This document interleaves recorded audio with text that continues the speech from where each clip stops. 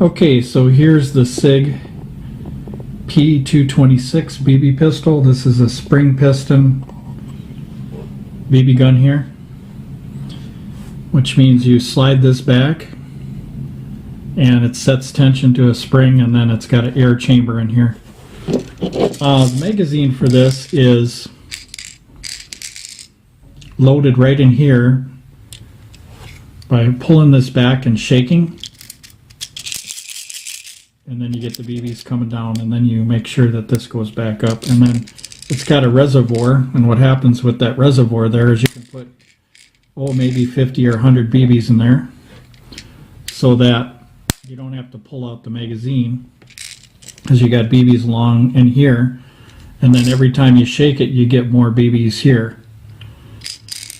So anyway, one of the problems with airgun companies is when they make these spring piston BB pistols, what they don't do is they never cant the barrel upward so that you can get any range out of them, which is another name for hop up. Some airsoft guns have adjustable hop ups, but even if this didn't come with an adjustable hop up, if they canted the barrel upward, it would be much more enjoyable for distance. But unfortunately, after decades and decades, they just don't get it. So they just don't understand that that needs to be done. And I'll show you the reason why here in a second. Also, the one thing about these is when they come new, the chamber can be kind of dry.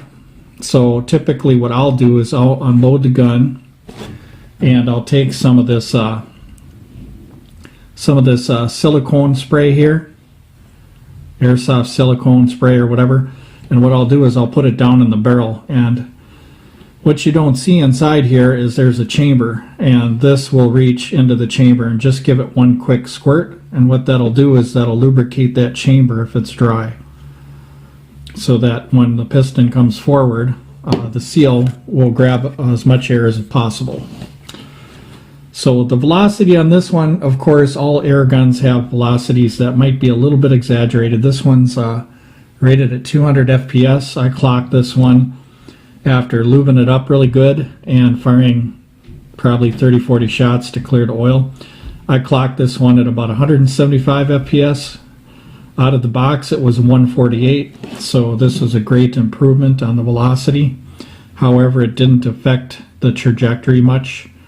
It did improve it a little bit, but what I'm about to show you is what you're getting when you're aiming with this thing, which is kind of a bum deal, because it's got somewhat some accuracy and grouping and stuff, so you can hit cans with this at 10 yards. The only problem is it's not going to give you the sights to do that with unless you really hold over. So let me show you what I'm talking about here.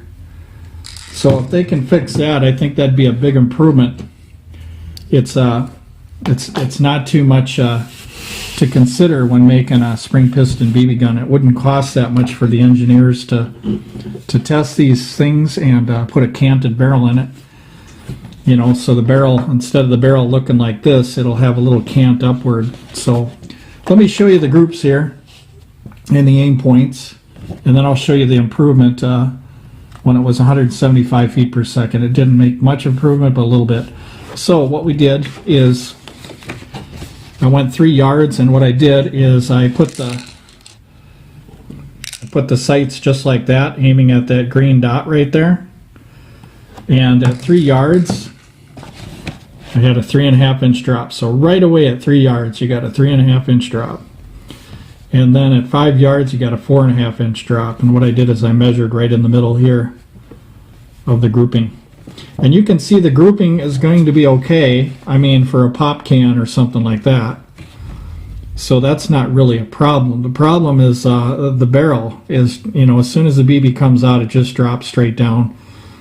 And it's not because of the FPS, it's because of the barrel. The barrel's perfectly straight in there, and you need to cant the barrel up in the front to get some kind of a trajectory.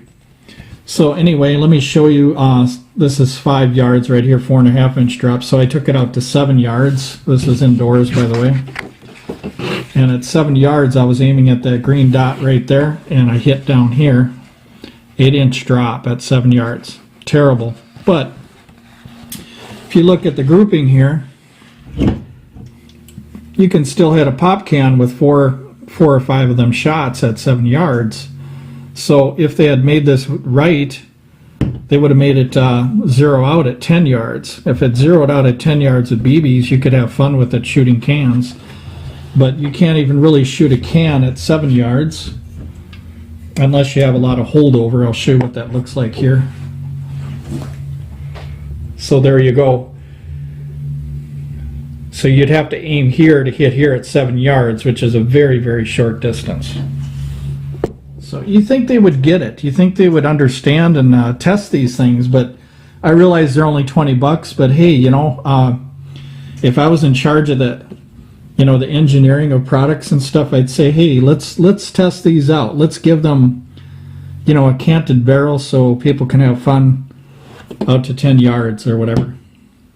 So I'm going to show you the improvement now. The improvement I tried at 3 yards to compare with the first one I shot out of the box 3 yards. So I'm going to show you out of the box 3 yards. Out of the box 3 yards right here. That's without lubing the chamber. And that's a 3.5 inch drop. And then after lubing the chamber, it was only a 2 inch drop at 175 feet per second, but still 3 yards I'm still dropping, so don't like it too much. A lot of airsoft guns at least will get out to 10 yards and have some kind of a flat trajectory, but this here is just you know, with that straight barrel, it's just dropping right away. It's terrible. So and it's sad because there's a lot of good features about this spring piston pistol that I like compared to the Daisy Powerline 240, which is also a real dropping type BB pistol. Right out of the barrel, same thing, it just drops straight to the ground. Because they don't have a canted barrel in there either.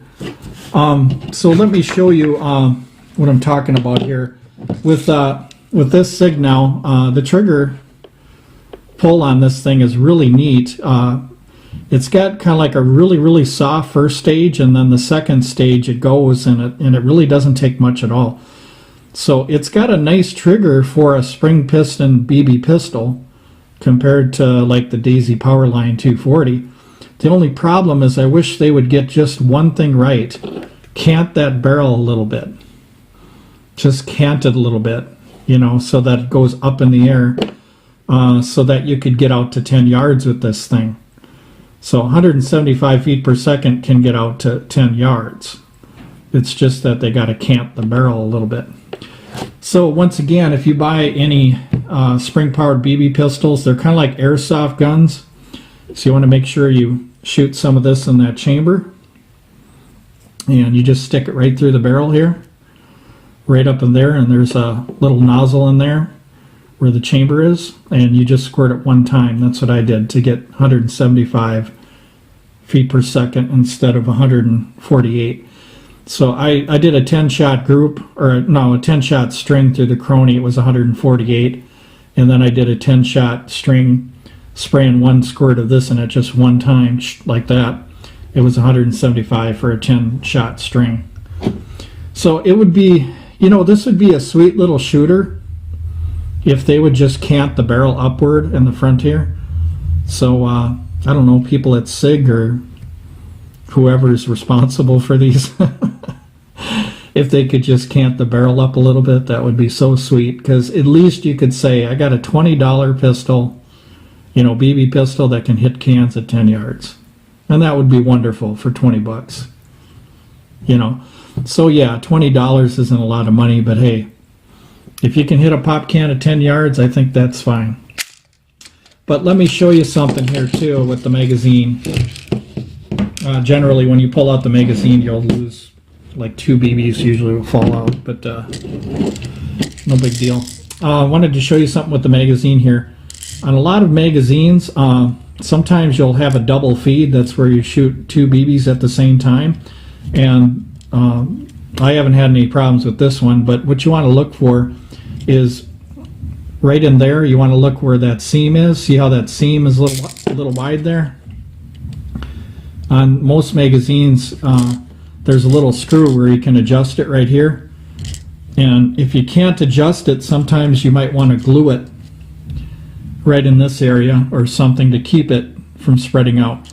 The wider this spreads, the more chances are you're going to have a double feed. So you're going to get 2 BBs in the chamber instead of 1. And that's why you have problems with your magazines. And I think I showed that in my Daisy Powerline 240 video if you want to go look at that. So other than that, the magazine has a good lockup on it. It doesn't seem like your hand is going to make it fall out or your hand is going to get in the way. It's got a good lockup on it. So some of these Sig pistols do. But it would be nice if they would just cant that barrel and give you a little bit more range. So that would be great if they did something like that. But I thought I'd give you guys a review on this. You know, what the heck, you know, it's a $20 pistol. I figured do a review on it.